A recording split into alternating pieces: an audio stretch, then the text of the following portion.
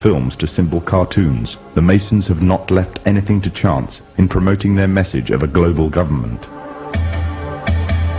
Matt Groening, the creator of one of the most popular cartoon series in television history, The Simpsons, is a self-confessed anarchist. Matt Groening himself has openly declared that he wanted to get his own political ideas across within his work. But he wanted to do this in such a way that people would find it easy to accept his ideas. And the means he chose to this was a clever little cartoon called The Simpsons. So what exactly is The Simpsons teaching us and our children? There are many lessons being programmed into us. These include disregard for authority, either parental and governmental, that bad manners and disobedience is the way to attain status amongst people, and that ignorance is trendy and cool, whereas knowledge is unfashionable. However, what is especially worrying is the Masonic undertones of one episode in particular. The episode in which the father figure of the family, Homer Simpson, becomes obsessed with a group called the Stonecutters, or should it be called the Freemasons? Upon joining the group, his fellow members find a birthmark on him, a mark that makes the rest of the group declare him to be the chosen one. The chosen one, whom the sacred parchment prophesied would lead us to glory. But with his newfound honor and dignity, he, Homer Simpson, fools himself into thinking that he is God. I always wondered if there was a God, and now I know there is, and it's me. Some may dismiss it as nothing more than a children's cartoon, a bit of harmless fun. But the influence it has on audience makes it a very effective means of propaganda, indoctrinating a people without them even realizing. Its very creators admit that they are propagating their political ideas to the audience in a covert manner. Ideas spread through the domestic television can reach a far wider audience than movies and cinema. And it is through this media that a new concept is being introduced. The concept of one global leader. Famous for his novel The Jungle Book, Rudyard Kipling, another Freemason, wrote a book called The Man Who Would One Day Be King.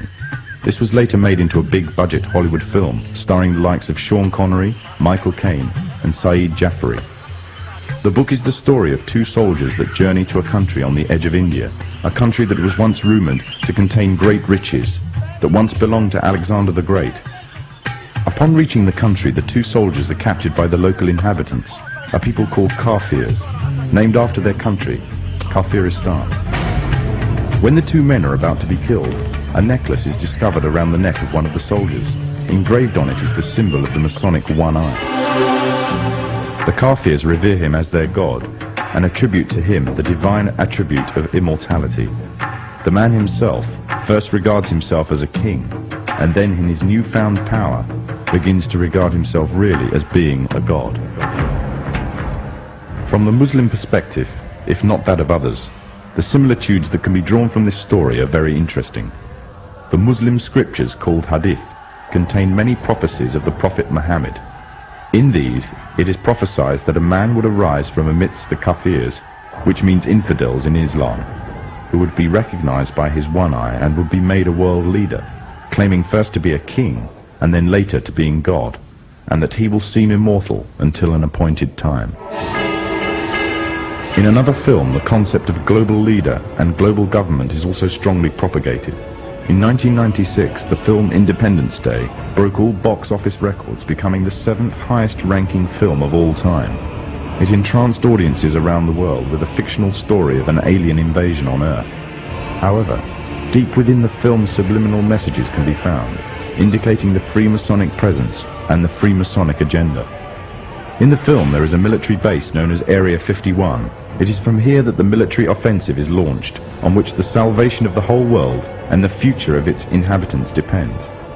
The entrance to this installation is a pyramid, on which is engraved the symbol of the one eye.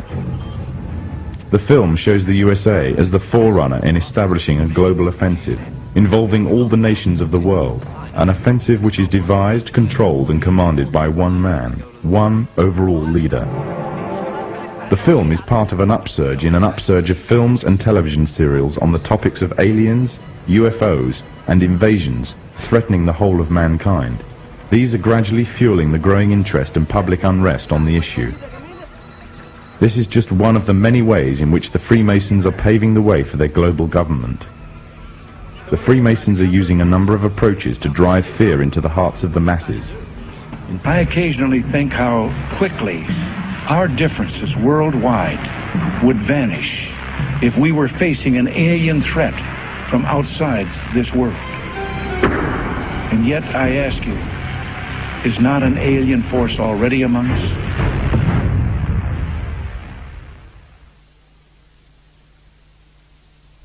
Other tactics that the Masons are using in order to bring about a one-world government and the need for a global security force controlled by them is to allow crime rates to soar, thus creating fear for personal and national security.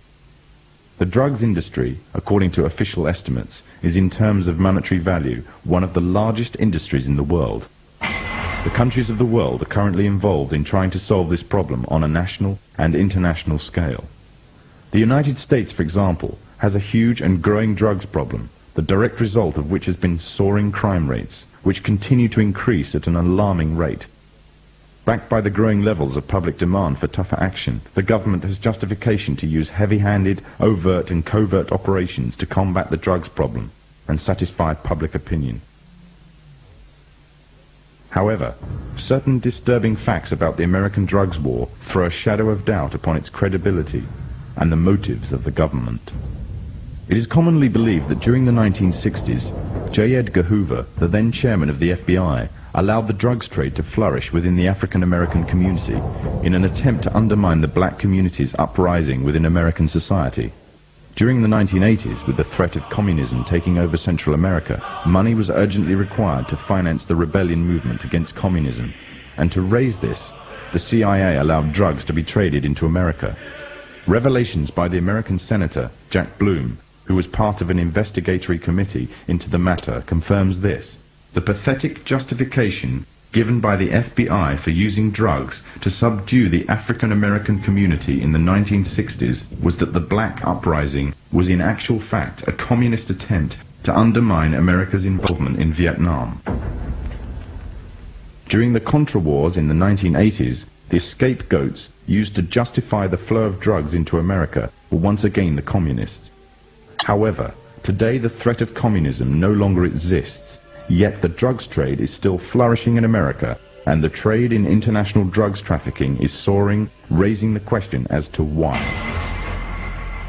In the course of the Contra War, the United States, as a matter of policy, abandoned drug law enforcement, looked the other way at the kinds of conditions we were creating that enhanced the ability of traffickers to move dope into the United States, and in effect allowed a drug trade to flourish, all to support the Contra movement and to support the war.